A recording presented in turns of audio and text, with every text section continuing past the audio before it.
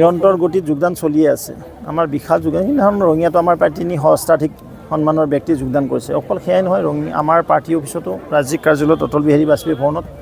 day to day আমাৰ যোগদান চলি আছে আৰু কণ্টিনিউছ এইটো চলি থাকিব বিভিন্ন দল সংগঠনৰ সামাজিক ব্যক্তি বিভিন্ন ধৰণৰ মানে ছাত্ৰ সংগঠন থকা ব্যক্তি আমাৰ দলত যোগদান কৰিছে এইকাৰণে কৰি আছে দেখিছে যে মোদীজীৰ যি গেৰাণ্টি দেশখন যিদৰে লৈ গৈছে তৃতীয়বাৰ কাৰণে প্ৰধানমন্ত্ৰী বনোৱাৰ কাৰণে সকলো আগ্ৰহ প্ৰকাশে সকলো আহি আমাৰ দলত যোগদান কৰিছে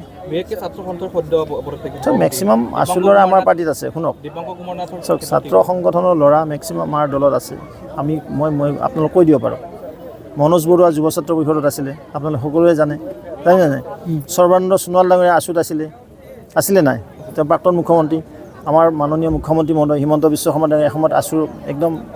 আগলাইনৰ তেওঁ নেতা আছিলে গুৱাহাটী বা কামৰূপ জিলা ছাত্ৰ সন্থা তেওঁ আজি মাননীয় মুখ্যমন্ত্ৰী পদত আছে তেওঁলোকে বুজি পাইছে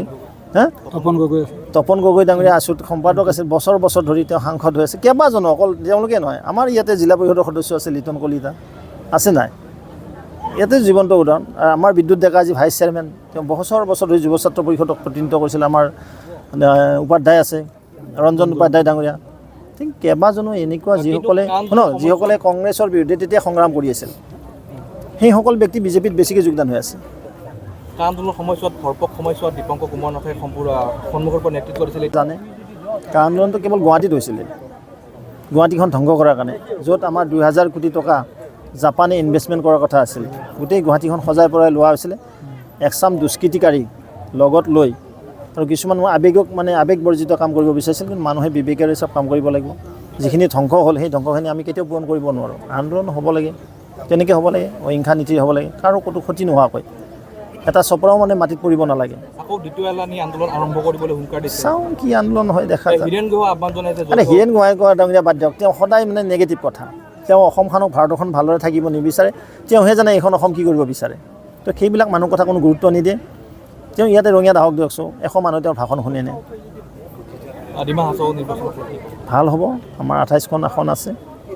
তাত আমাৰ দেবুলাল গাৰ্লোছৰ নেতৃত্বত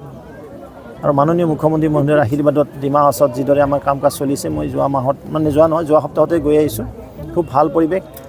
কেইবাজনো সন্মানৰ ব্যক্তি তাত যোগদান কৰিছে আৰু গোটেই ডিমাচা আৰু তাত থকা নন ডিমাচা হওক সকলো জাতি জনগোষ্ঠীক সমাহাৰ কৰি সকলো জনগোষ্ঠীৰ কাৰণে যোগাযোগ যাতায়াত ঠিক তেনেকৈ তাৰ পৰা কেইবাজনো ACS পাবলৈ সক্ষম হৈছে প্ৰথমবাৰৰ বাবে তাত ACSৰ ট্ৰেইনিং চেণ্টাৰৰ কাৰণে চৰকাৰে সিদ্ধান্ত লৈছে ৰাস্তা ঘাট ডিমা হাছাওত সুন্দৰ পৰিৱেশ প্ৰকৃতিৰ অনবদ্য অৱদান ডিমা হাছাও কংগ্ৰেছৰ দিনত একো ইনকাম হোৱা নাছিলে তাত একো নাছিলেই তেওঁলোকৰ কোনো উন্নয়ন নাছিলে কিন্তু আমাৰ চৰকাৰ যেতিয়া আহিলে 2016 চনৰ পিছত আৰু দেশৰ 14 চনৰ পিছত নৰেন্দ্ৰ মোদী ডাঙৰীয়া যেতিয়া আহিল তেতিয়া ডিমা হাছাও আৰু সম্পূৰ্ণ কমপ্লিট বেলেগ এখন পিকচাৰ যিদৰে ৰঙিয়াৰ পৰিৱৰ্তন হৈছে সমগ্ৰ অসমৰ হৈছে সমগ্ৰ ভাৰতবৰ্ষৰ হৈছে নিশ্চিতভাৱে ডিমা হাছাওবাসী পুনৰবাৰ